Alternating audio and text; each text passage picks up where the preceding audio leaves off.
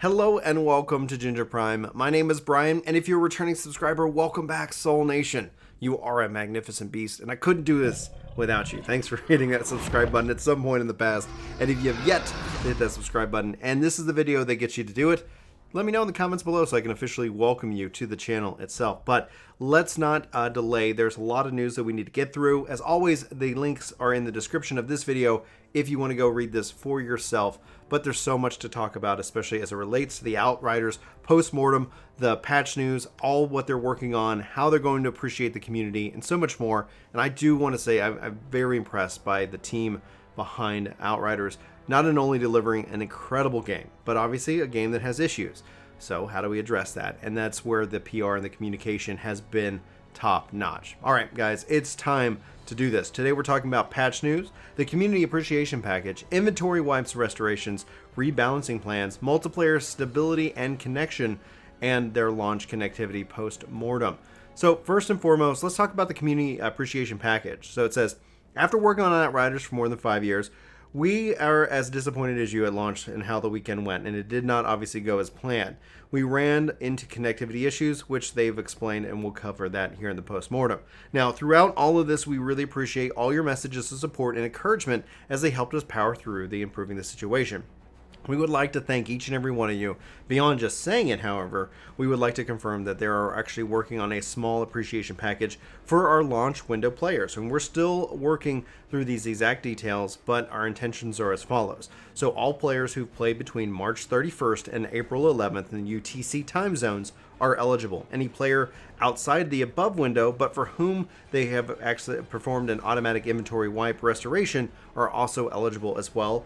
So how is it going to apply? Your highest level character will receive a level appropriate legendary weapon, a level appropriate amount of titanium, and the emote frustration, which is otherwise unattainable at this moment in time. And the irony here was not intentional, but it is fitting. These are our intentions, but the details are subject to change as to what is going to be technically feasible for them to do. So they're still determining when this package is going to be delivered. So keep it locked here on the channel for more information as to when we get that appreciation package. So diving into patch news. This is our first big patch for the Outriders game. As of today, the deployment of this patch is scheduled for next week, and we're using this week to identify as many severe issues as possible, fix them, and then thoroughly test the changes across all platforms. Submission through the platform holders adds a little bit of time as well, which is why we're not able to deploy this patch any earlier. We're going to be doing the utmost to deliver you a stable patch as soon as possible, and that we're continually looking at ways to bring the patch release days earlier. This is why we're not yet committing to a patch release date, as we still may be able to release the patch before such a date. We will let you know as soon as we have confirmed the release schedule, so please keep an eye out on the social channels, in particular on Twitter or on Ginger Prime. That's just me adding that. You can see it on the screen, so you know that. That'd be really cool, but also a little bit awkward. All right, anyway, first the patch notes. PC console platforms, once platforms have been updated to the same patch version, cross-play across platforms will become viable again. Yes. Overall stability improvements for matchmaking services. Crash fixes. They'll fix a multiplayer crash that could result in client players having their inventory wiped. That's a really big one. They will fix a crash when completing a bad day side quest. They will fix a crash that occurs in no man's land when your language is set to Spanish. Yes, we know, video game code is a magical thing. And then they will fix a crash on launch issues, and they will also fix more random crash fixes, and they're confident that these fixes will address the majority of crashes reported, as they are only able to do a handful of root causes, but the crashes they generate appear in a number of places. So what that means when they talk about root cause, if you don't know, is like what is the root, what is the source of this crash? And then if they can address that, it tends to be the source of other issues, right? So it's not just a kind of a one thing. So sometimes you're able to kind of fix like one bug and it actually improves overall. The other risk is it works the exact same way. Could also implement negative things as well that weren't intended, that some systems were functioning properly because some things were failing. I've seen it. It's crazy. The development world is sometimes the Wild West, even though we try to make it look not. Anyway, so they're going to fix the HUD disappearing issue. That's going to be great. That's happened to me a handful of times. They're going to fix bugs that the interface with players respawning and multiplayer expeditions. Good. They will fix bugs where players are getting stuck in the geometry, including using gravity leap. Yep, that's happened to me a couple times. Or falling out of the world. They're going to change the default matchmaking setting from open to closed. Then you will be able to manually change the setting to open through the game settings. They're going to change to prevent players from joining games where the host didn't intend to play in multiplayer. It will also cut down on AFK lobbies. They will also help improve matchmaking times, as the queues will be less likely to be overwhelmed by the sheer amount of constant matchmaking requests generated by quote-unquote open games. Many other minor fixes and improvements. Now they're going to fix the performance issue where the GPU is also not fully utilized. This should help the stuttering and DX11 and 12 issues, and additional bug fixes and changes are being worked on to deliver in a follow-up patch with not a current date set to that as well. So let's talk a little bit about rebalancing. This rebalancing work will be implemented through back-end updates, and it actually does not require a patch, and they're going to run during today's maintenance window. So balancing is done by a separate team who's working hard on preparing the patches. Now, rebalancing does not impact the progress towards patches or reduce our ability to resolve bugs. So general balance notes. So Historian, Bounty Hunter, and Monster Hunt quests no longer grant legendary items for each subsequent completion. While rewarding players for completing all the Historian, Bounty Hunt, and Monster Hunt quests is still our intention, we did observe unintended results when players repeated this activity in combination with a specific multiplayer bug.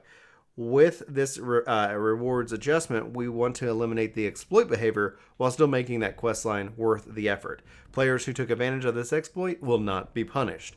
Adjusting the loot for specific enemies, the Taka Beast, the Split Tooth, the Shan Shifter, and the Cold Claw. These particular beasts are being too generous when considering their required effort to take them down. The Chem Plant expedition time for gold, silver, bronze has been adjusted to 650, 1150, and 1500 seconds. Previously, it was at 957, 1330, 1303, and 1650. So that's definitely an increase in that reduction. Boomtown, the expedition time has been adjusted to 930, 589, and 776 seconds. So it was previously 422. 607 and 792. Some expeditions seem to be too generous in their required completion times when compared to others, and we want to avoid such disproportionate discrepancies, as we believe making all expeditions viable leads to a more diverse and thus more interesting endgame. Critical damage rating multiplier in tactical assault rifles has been reduced to 165%. Previously, that's a 10% nerf. Critical rating damage multiplier for marksman rifles has been reduced to 250%, which previously was 300%. Marksman rifles with a 300% crit rate showed to be dominating multiple crit builds. By making the modifier the same for the bolt action rifle, we want to offer players options when choosing what gun to use. Duration of the Massacre AP buff has been reduced to 3 seconds. This is a temporary measure until we fix an issue with it stacking up. And then you have, or stacking cap. Bullet abilities, Twisted Rounds, Blighted Rounds, Volcanic Rounds. While we fully intend to provide an overpowering feel for the builds out there, we're also committed to making sure that the build diversity is top performing builds. Late in the demo lifecycle, we discovered a bug with regards to the bullet augmentation abilities and the damage calculation formula. While we were fixing this bug, some unforeseen imbalances were unfortunately introduced. While this has led to bullet-based abilities vastly outperforming other skills, the main problem with such a bullet-based build requires much less investment to make them top tier compared to other builds. To achieve this, we have made a couple of adjustments to the Trickster and Technomancer classes, who benefit most from their bullet abilities, however. It's uncertain that whether these changes will prove too strong or too weak, and so please do consider this is only the first step, and we'll continue monitoring and adjusting them in the future. Just like you, we hope to see more inspiring and crazy combinations of abilities and mods. The base cooldown for Twisted Round skill is increased to 25 seconds, up from 16 seconds. Now, while the infinite uptime on bullet abilities was always our intention, it is intended to be high risk, high reward playstyle. However, given that the current power of this skill, there's very little risk involved, and the ability is given its short cooldown. Even with a player fails to trigger the ammo replenish, increasing its cooldown in combination with adjusting its damage should increase the risks that make the playstyle a more thrilling experience. The Trickster Hero Tree nodes, Disruptive Firepower, Sign of Power, Outright Executioner have had their power reduced to 35%, down from 50%.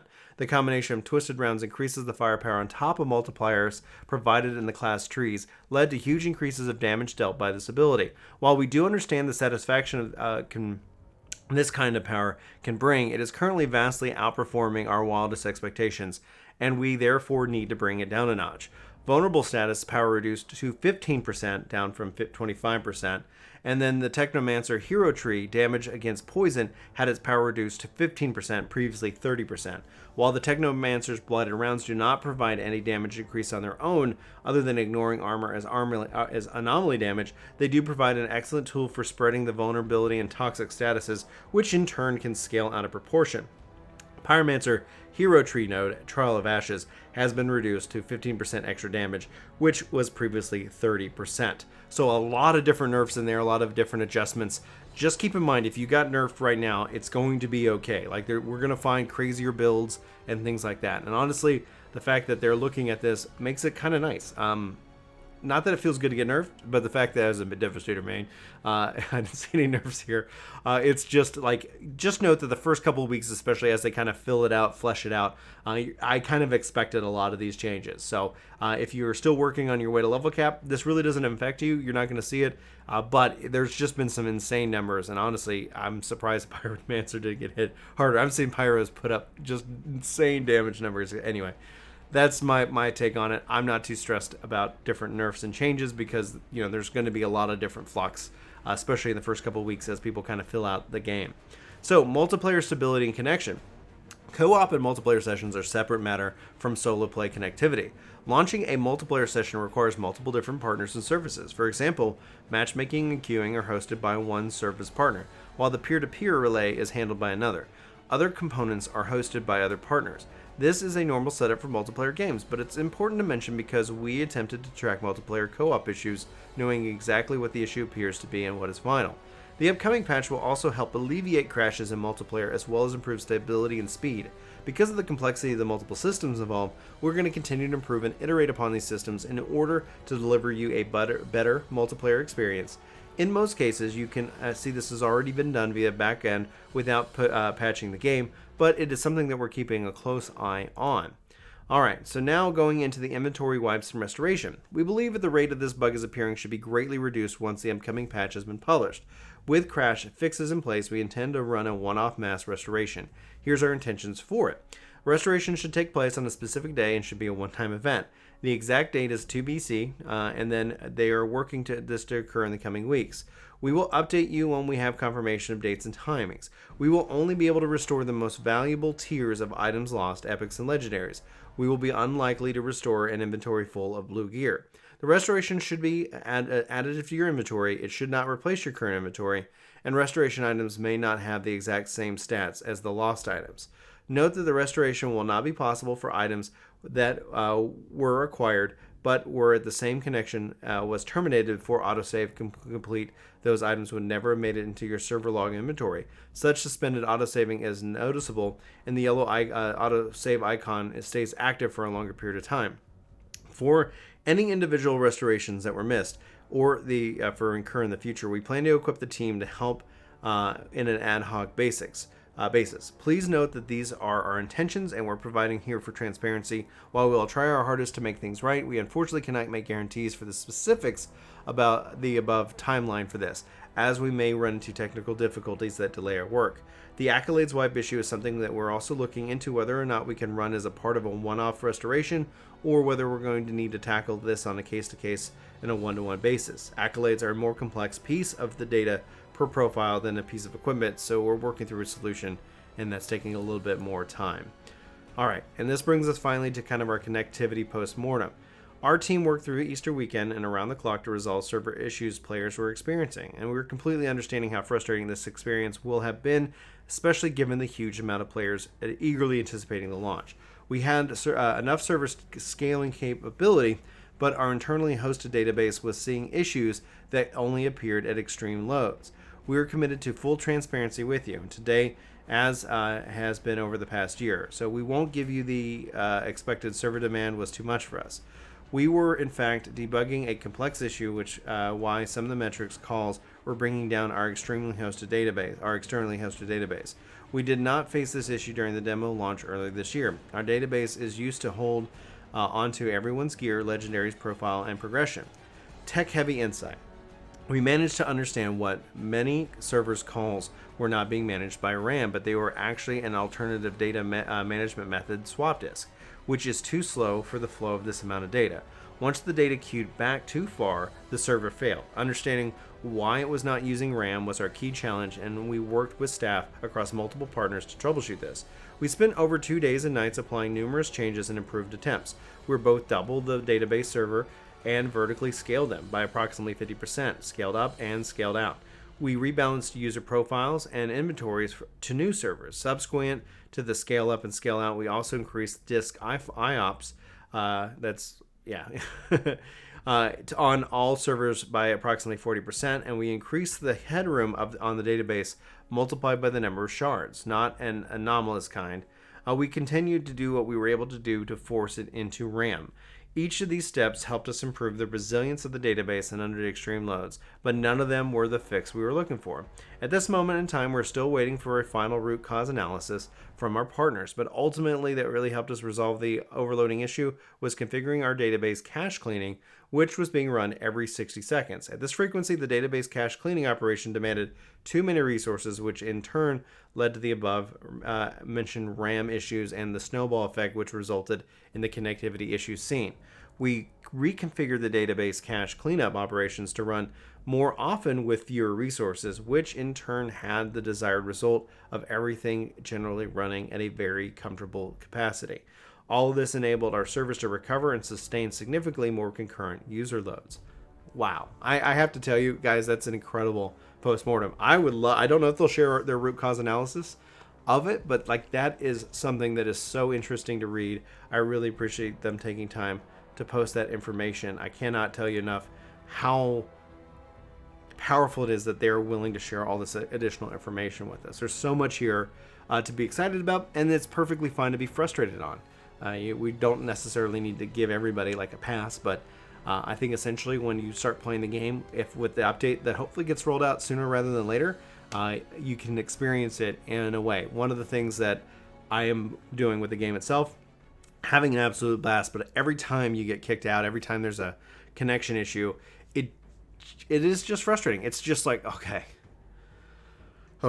So if nothing else, if you're trying to wait to decide if you should jump in and play this game, at least give it another week, see how it goes. Now, if you're having fun, you're playing on Game Pass, keep playing, have fun. That's the whole point of it, and hopefully you agree with that. Anyway, guys, let me know your thoughts, your feelings, whatever your questions are, down in the comments. I'd love to read them. Thanks for being here. Thanks for being a part of the Soul Nation. Hit that subscribe button if you haven't already. Hit that share button if you're interested. Like, that's the best way. If you're ever like, man, I really like this guy's stuff, like, that's the best way you can help. Is when you share me with those who also like video games like that, and I can't thank you guys enough for that, so appreciate that. That's going to wrap it up for me. This is Brian for Ginger Prime. Thanks for watching. Hopefully you have a good one, and I hope to see you in my next one. But until then, take care. This video is sponsored by me, Ginger Prime. Hopefully you'll check out my podcast channel, Ginger Gaming Radio, which we have lots of guests, lots of great conversations, and even more highlights. Links are in the description below. Let me know what you think. Thanks.